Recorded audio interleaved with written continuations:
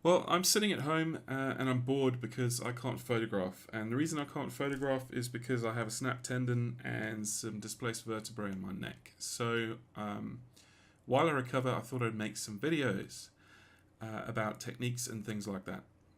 And this little video is going to be about an editing in workflow, as opposed to the one that most people use, which is an editing out workflow. And I want to make it quick and dirty just so you understand the concept. The big difference between an editing in workflow and an editing out workflow is that in an editing in workflow, we choose the keepers. If you think about how a lot of people do this, they bring their pictures into Lightroom, all of them, and then they choose the ones they want to delete. So that's an editing out workflow. Why is it crap? I'll tell you why. Let's say you take 1,000 images, and let's say 10% of them are good. That means 100 images out of that 1,000 are the ones you want to keep. So what you're going to do with an editing out workflow is you're going to put that SD card in your reader, you're going to take that and ingest it into Lightroom. It's going to take forever to build smart previews and standard previews. You're going to come back after you've wasted a couple of hours of your life doing something else, and then you'll be able to delete 900 photographs. Fun times. I don't think I want to work like that. Instead, what I do is I put the card in my SD card reader, I open up a piece of software called Photomechanic, and the reason Photomechanic opens these things up fast is because it uses the JPEG preview saved with the raw file in the camera. Lightroom doesn't do that. It uses a smart preview or a standard preview or a minimal preview that it builds when you ingest, and it takes too long. So I'm using Photomechanic. It's a piece of software you can download from the internet. I don't know what it costs. I think it's about $99. It's worth it. I promise you it's worth it. If you download that, you don't have to use Photomechanic. There's other pieces of software. I think some of them even might be free that you can use to do this. But this is the best.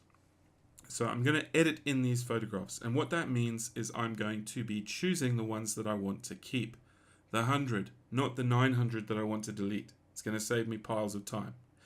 Okay, so I'm going to start doing that. So I'm going to double click on this photograph and bring up my loop view with the, with the contact sheet underneath. I'm starting from the left and I'm going to the right. So I'm going to move through these photographs and decide which ones I want to keep. Bear with me, I've got only one hand available to me because the other one is in a sling and very painful. So I'm looking at some black necked grebes here. And I want to keep this for a record shot because I haven't seen them before and I haven't got any other shots of them. So I'm hitting the T key to tag that. I don't want the wagtail. I don't want an out of focus gull. Another soft gull. Wing clipped on the left. Yeah, they're all in the shot. On the left is clipped. A bit soft. Background's crap. It's okay, but it's not the best. Like the feet. Like that one, they're all looking down except the two on the right and the one standing on the water. Quite like these shots, but probably not. No. Do I want that one? Maybe. No. I don't want another gull shot. Sandgrass too far away, looks crap. This one I'm going to keep because it's a record shot of a rufous-cheeked warbler. What's about this one? Horizon's not straight, or maybe it needs some profile correcting. No, it's not straight.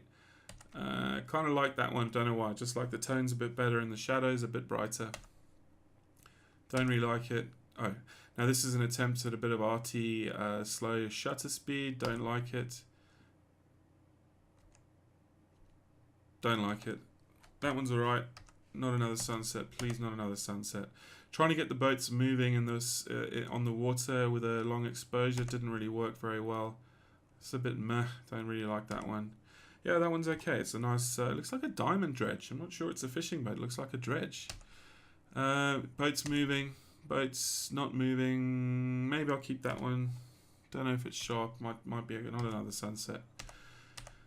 Yeah, that one's not too bad. No. That one's alright. No.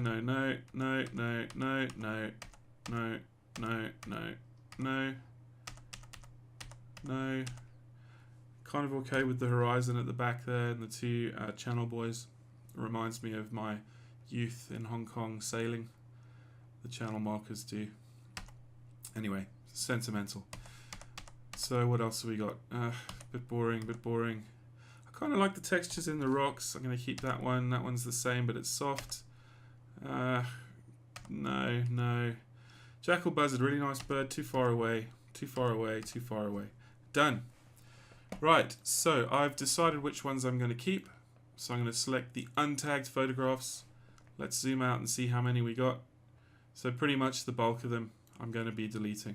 So all I do normally is just highlight this and delete it. I'm not going to because I want to keep this for the next video that we're going to do.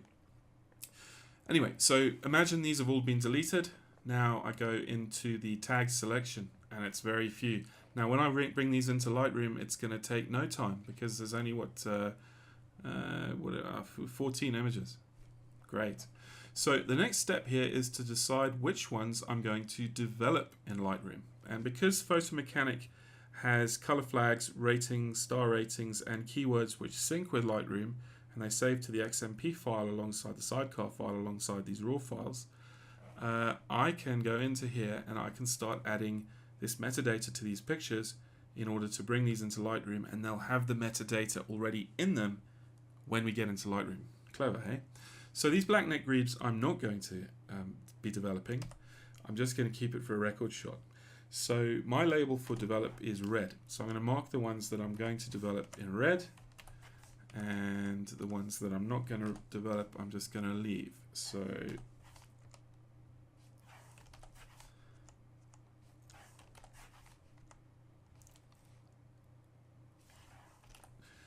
okay, so that's it.